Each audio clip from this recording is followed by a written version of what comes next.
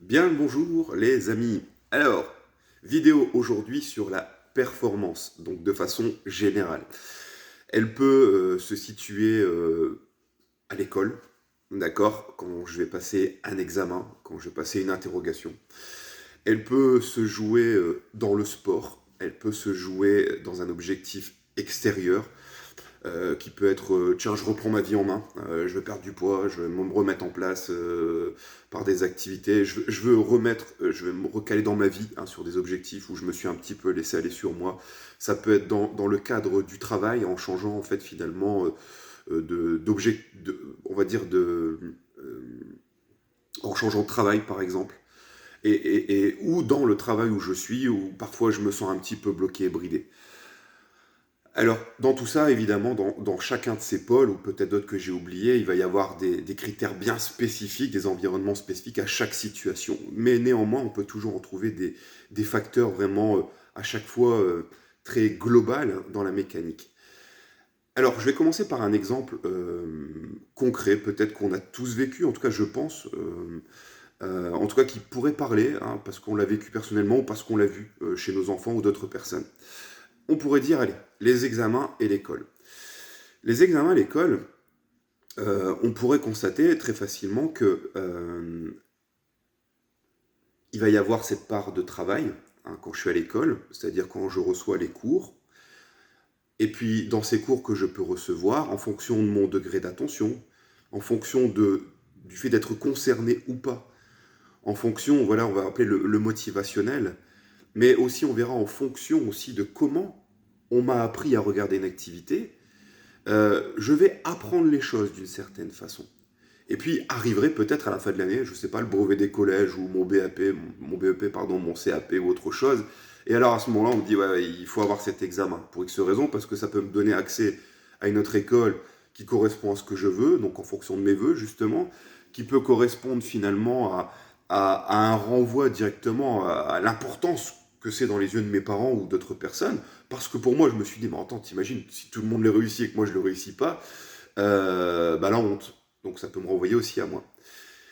Et là, on va parfois voir des enfants qui vont jouer le jeu, qui vont se dire, bah alors, ok, j'ai fait mes cours, je vais réviser comme un dingue, et puis arriver à ce phénomène qu'on va appeler le syndrome de la page blanche. J'arrive, j'ai l'impression que tous mes savoirs, mes contenus, je les ai perdus, oubliés, ou quand je suis dans un oral, eh ben, je suis tétanisé, je sais pas par où commencer, même si je l'ai répété, répété, je l'ai travaillé, et je me sens bloqué. Alors à ce moment-là, évidemment, vous allez vous rendre compte que si on partait du principe que le travail avait été fait, que tout ce qui a été fait en fait en amont, malheureusement, va servir très très peu dans ce moment qui va être déterminant en fait dans le regard de la personne, ou comment elle le projette dans le regard des autres. Et à ce moment-là, ça va être vécu comme un sabotage de soi, et puis ça va être surtout interprété comme bah, je suis incapable, je suis nul, c'est pas bien, et ainsi de suite. Alors cet exemple, il est assez concret pour illustrer en fait une chose, c'est que, en effet, de façon globale, dans ce qu'on va voir, euh, il y a le travail qu'on en fait, et ça va dépendre en effet, on a vu de mon motivationnel, les raisons pour lesquelles je le fais, et puis ben, l'idée c'est pas de nier un travail, c'est plutôt de dire que sans un travail qui a été fait au préalable, pour déjà faire une petite synthèse, euh, l'idée c'est pas de dire ah, parce que je crois en moi et j'ai le mental, je vais pouvoir en fait transmettre des choses dans mon écrit et mon oral que je ne connais pas. Donc l'idée, évidemment, il ne faut pas être utopique, c'est qu'on a besoin d'un équilibre, d'un travail qui est fait, mais surtout en fait des dispositions, d'un rapport aux choses qui me permettent de pouvoir, en tout cas, en tirer le meilleur parti dans les moments dont j'ai besoin. Hier, j'étais en compétition avec mon petit garçon de 9 ans, et pour placer un contexte, donc je vais le placer, donc il fait de l'escrime, il y a trois armes, épée, fleuret, sabre, donc lui il fait du fleuret, je l'ai placé dans une compétition d'épée, il fait les compétitions de fleuret et d'épée, mais évidemment c'est pas son arme, c'est d'autres règles, il connaît les rudiments, l'idée c'était pas de l'amener en fait pour qu'il fasse une performance, pas du tout, c'est qu'il va basculer dans cette arme en fait dans un an et demi, et on le prépare parce qu'il y a beaucoup de règles similaires pour développer de l'expérience. Alors évidemment, il arrive en première année de sa catégorie, c'est-à-dire c'est l'un des plus jeunes de sa catégorie, il n'est pas dans son arme, Mais lui, comme tout enfant, il se dit, ah, je dois gagner. Même si on a beau lui expliquer, écoute, le résultat me concernant ou autre chose, hein, non, c'est tout autre chose qu'on vient chercher, eh ben, il n'en demeure pas moins que c'est un enfant de 9 ans qui a des attentes, qui a des enjeux, qui a des peurs, et qui va aborder la compétition avec cet angle-là. Mais évidemment, eh ben ouais, moi tout de suite, dès les premières, même si c'est pas sa première à l'épée, je vais constater que hier, il n'est pas dans sa compétition. C'est-à-dire entre ce que je peux voir, ce qu'il produit à l'entraînement et ce qu'il sait faire, et ce que je verrai là hier, ah, il y a un fossé. Parce que une difficulté à engager quelque chose, c'est-à-dire, bah tiens, allez, je vais devoir aller prendre ce rôle d'aller attaquer. Ah bah non, on va retrouver beaucoup un repli, par exemple, hein, la peur d'essayer de faire quelque chose. Mais évidemment, c'est comme, imaginons, hein, on vous dirait, on va prendre deux rôles, hein, on est des boxeurs. Vous êtes dans le rôle, je vais vous dire, vous êtes l'attaquant, vous devez marquer le plus de points possible, et moi je suis que le défenseur.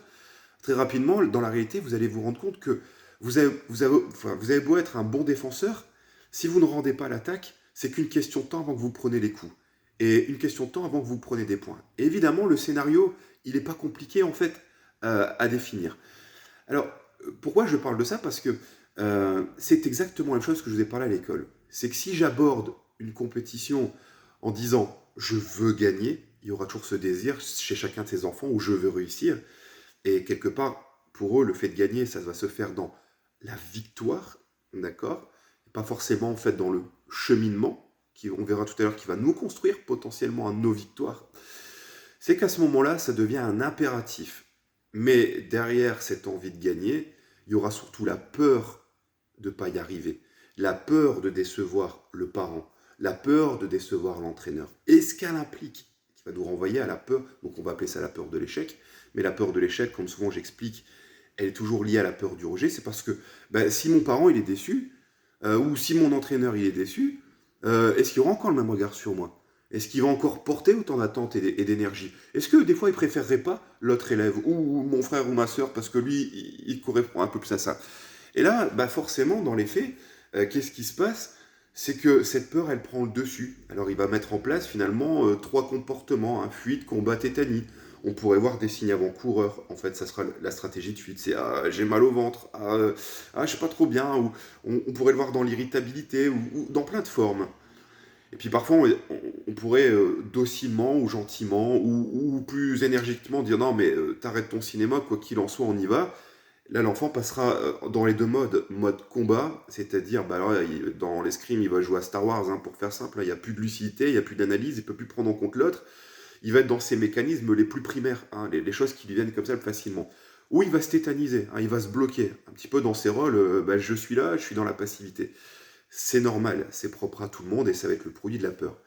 Mais encore une fois, l'idée c'est pas de dire euh, oui, tu as super confiance en toi, oui, tu donneras une production. Tout comme on l'a vu pour les examens, c'est que si à côté, en effet, je ne vais pas prendre en compte un travail qui a été fait, une expérience qui a été faite, et ainsi de suite, je ne pourrai pas non plus arriver à une productivité. Il y a un équilibre qui se fera entre le travail que je vais faire, mais les dispositions intellectuelles et émotionnelles dont j'ai besoin pour que ça se concrétise. Alors, quand la compétition se termine, je vais aller dans les vestiaires, mon fils est tout seul, et il pleure. Alors, je vais le voir, et quelque part, hein, schéma classique, ben, je suis nul. C'était ça. Pourquoi je sors toujours au premier tour? Déjà, vous allez voir, je vais recadrer cette réalité. Non, c'est la première fois que tu sors sur un premier tour, mais ça fait aussi partie du jeu. Et je vais lui expliquer pourquoi je dis. Et je vais lui rappeler aussi les informations qu'il ne prend plus en compte. Je lui dis, j'aimerais te rappeler que déjà, tu n'es pas dans ton arme. D'accord? Et que la raison pour laquelle on est arrivé dans cette arme, c'était pour pouvoir développer une expérience. D'accord? Parce que l'année prochaine, tu seras dans cette arme. Donc tu fais ces deux armes. Tu es l'un des plus jeunes on pourrait dire, à ce moment-là, en fait, de cette compétition. Ça, c'est un postulat. Mais surtout, et c'est pas une excuse, en fait, en soi. C'est rappeler, en fait, le cadre dans lequel on est. Parfois aussi, toi, tu as un entraînement par semaine, là, parfois, il y en a qui en ont deux, parfois, dans certains clubs, trois. Mais que, au-delà de ça, à ce moment-là, dans toute sa compétition, c'était marrant parce qu'on entendait ses camarades. Ah, t'as gagné combien de matchs? Ah, t'as ci, ah, t'as fait combien de machins? Et lui, bah, comme il réussit pas, on va lui faire sous-entendre et comprendre, ouais, mais t'étais moins bon, t'es moins fort que moi. Alors, forcément, l'autre enfant, il combattait pas avec les mêmes personnes et pas dans les mêmes conditions, et ainsi de suite. Mais pourtant, vous avez vu dans sa tête, il a fait un amalgame, hein. Il a tout mis, en fait, dans la même boîte, et puis il s'est simplement comparé, en fait, à l'autre par un nombre de victoires, et ce qui était défini comme étant la victoire. Alors, c'est là où le piège se referme contre lui, parce que dans sa production, effectivement, ben, ce qu'il a et ce qu'il a construit, il ne pourra pas le mettre, en fait, à profit. Et il va être aveuglé par tout ça. Il n'aura pas le discernement, la lucidité, et le peu qui va s'enfermer dans une erreur, ça deviendra quelque chose de difficile. Et là où on aurait besoin de remonter à la surface et reprendre la hauteur et du recul, à ce moment-là, une erreur en entraînera une autre et un cercle, on va dire, destructeur qui amènera dans son regard à vivre les choses comme un échec. Ce qui est important de comprendre ici, c'est en quoi finalement on va plus y mettre le mot thérapie, parce qu'on va parler finalement des thérapies comportementales, certes comme l'hypnose, la PNL ou autre chose, c'est comment ces disciplines peuvent permettre de pouvoir sortir de ces chemins-là. Et que nos programmations mentales, euh, les schémas qu'on a encodés parce qu'on a, par les schémas qu'on a reçus, par les visions qu'on a eues de la société parfois, ou par le biais de l'école qui nous a appris à nous comparer, par le biais d'une note, d'une moyenne en fait, ou à un âge où vous deviez atteindre une certaine forme de réussite par le statut social ou par le fait d'avoir tel type de maison ou de voiture, va mettre énormément de barrières psychologiques et entraver et bloquer tous ces dispositifs de réalisation parce qu'on a fini par y croire. Et c'est là que finalement va se jouer toute une part de potentialité extrêmement importante que vous ne pourrez pas mettre en place. On pourrait dire que ce soit de l'escrime, de la boxe ou du tennis de table ou n'importe quel sport, hein, que ce soit un sport purement mécanique comme du vélo, de la course à pied ou autre chose, il y aura toujours cette histoire de barrière mentale et des croyances qui vont avec, qui vont être basées sur cette peur de l'échec ou cette peur du rejet en fait, qui est vraiment, elle, le socle de tout ça. Et elle va générer une façon de regarder les événements sur soi ou sur les autres qui sera complètement biaisée et altérée, mais forcément qui va saboter vos ressources. Il peut y avoir autant de barrières sur ma physiologie, mes capacités. Entre ce que je crois et ce dont je suis capable, il peut aussi y avoir un fossé.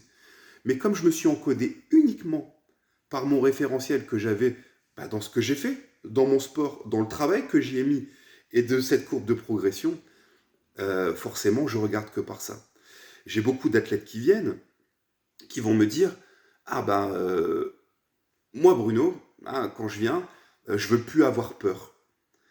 Alors, j'essaye de leur faire réfléchir en disant, mais qu'est-ce que tu appelles la peur? Ah ben c'est un stress, d'accord, je veux plus de stress. Ok, très bien. Partons du principe que j'aurai cette capacité que je n'ai pas à t'enlever ce que toi tu appelles l'ensemble de ce stress. Ce stress comprend bien une chose, hein. Moi je l'appelle l'effet Bob Marley en fait, hein. Si ton cerveau t'autorisait à faire ça, tu arriverais en mode tellement détendu et relâché qu'il n'y aurait plus d'enjeu. Et c'est-à-dire que ton corps ne serait pas prêt à agir ou à réagir quand il en aurait besoin.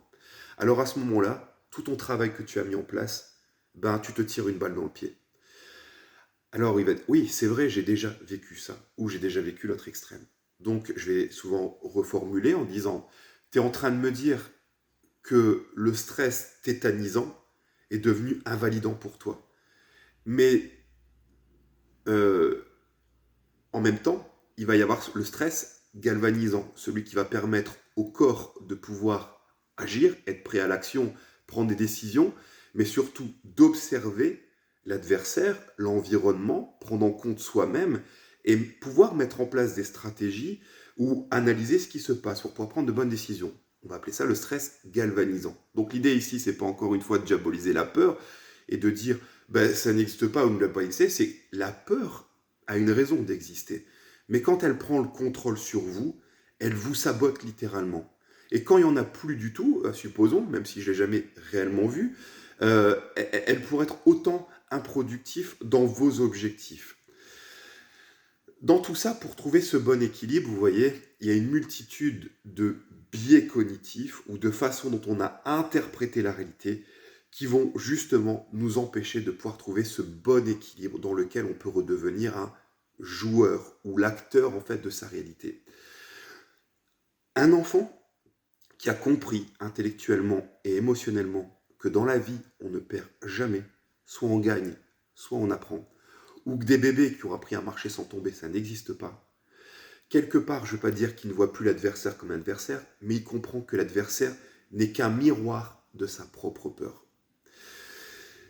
Quand il dépasse ça, et quand il réapprend à jouer pour lui, en acceptant cette réalité, que ce que lui appelle l'échec n'est qu'une erreur, et que l'erreur est indispensable à l'apprentissage, et qu'il n'y a aucune personne sur cette terre, même si on tente parfois de faire croire l'inverse, où il n'y a aucune expérience qui vivra, qui ne passera pas par un régulateur.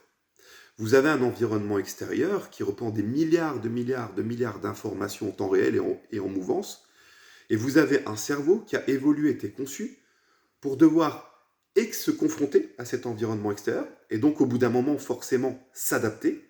C'est là où on va voir qu'il y aura à un moment donné un besoin de changement, d'accord? Moi je vais appeler ça un régulateur, où le cerveau va devoir ici se réguler, s'adapter dans un schéma, dans une mécanicité. Mais si cet enfant, on lui a fait ressentir et comprendre qu'à chaque fois qu'il tombait, c'était pas bien, c'était pas comme ça qu'il fallait faire, et quelque part qu'on rejetait le phénomène, parce qu'on a comparé sans s'en rendre compte à d'autres personnes, parce qu'on a sous-entendu que parce que je suis un référent ou parce que j'ai un savoir, moi je me trompe pas, je suis porteur du savoir et tout ça ne passe pas par l'erreur, l'enfant finit par y croire.